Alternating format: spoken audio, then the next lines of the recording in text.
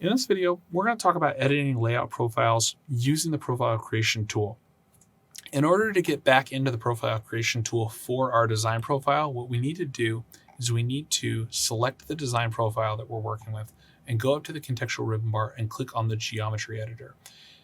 Inside of the geometry editor, we're going to see that our profile layout tools pops back up and it displays that we're working inside of our dev profile again.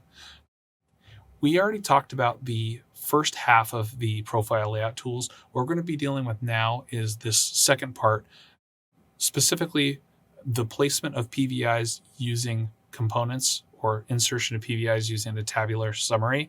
So that option, if you select it, what you'll notice is that we get an option for inserting PVIs using a station and elevation number. You can also, if you want to place a curve, because a placement of a PVI is just the two tangents coming into that point, the creation of a curve would be selecting your curve option and then telling a station elevation and curve length. So I'm going to go ahead and do a station equation for a parabolic curve, and we're going to place it in and see what happens. So I'm going to give a station of 7 plus 50. I'm going to give an elevation of 190, and I'm going to give a curve length of 50 feet. And I'm going to go ahead and click OK. And what you'll see happen here is that I have now added in a new point of vertical intersection with a parabolic curve between these 2 points here. And you'll see the information showing that the length of that curve is 50 feet, the station is 750, and the elevation of the PVI is 190. Moving on from there, you can raise and lower your PVIs using this button, and then you can copy profiles using this button. Moving on into the next section, this is where you get a majority of your editing done based on certain parameters. The two parameters that you can edit profiles in on the toolbar here is PVI-based editing and entity-based editing. So with PVI-based editing, you're going to be selecting the PVI that you want to modify, and then you will change information on it. So I'm going to go ahead and select PVI. And then what happens is the profile layout parameters window shows up. Sometimes when you're working inside of Civil 3D, if you close this window and you select your PVI button again, that window may not show back up. Also, it doesn't show up sometimes after you've selected it and then clicked near the PVI you want to edit.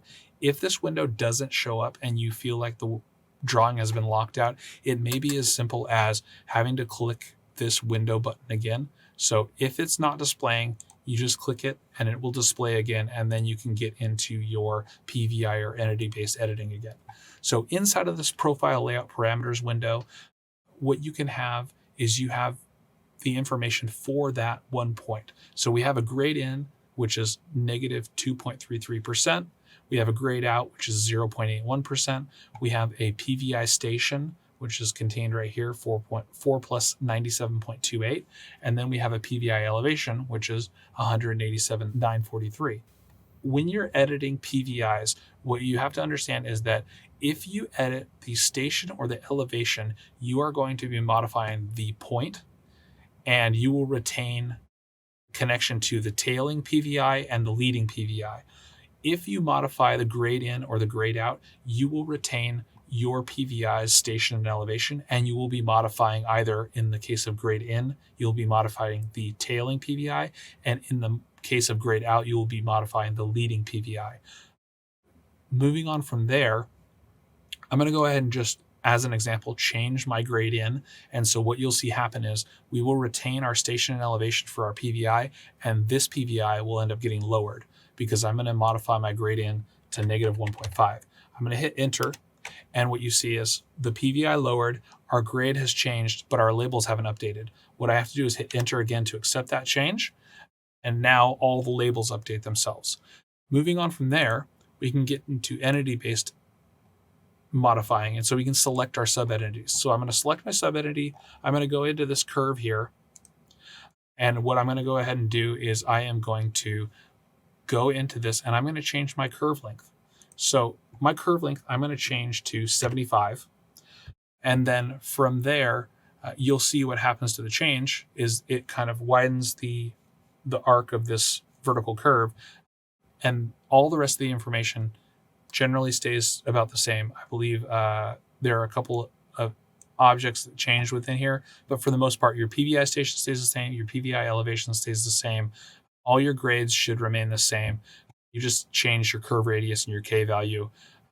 You can also get additional information about your curve from here. So you can get your passing site distance, your stopping site distance, your grade in, your grade out, your PVI station, PVI elevation, and all of that information. You just can't modify the ones that are gray. So moving on from here, the last option that we're going to talk about is deleting objects. So if you have a sub-entity that you don't like, that you don't want to have in your drawing anymore, you can delete that sub-entity by going into the delete sub-entity option. I'm going to go ahead and select it, and then I'm going to navigate to this curve that I have here, and I'm going to delete it.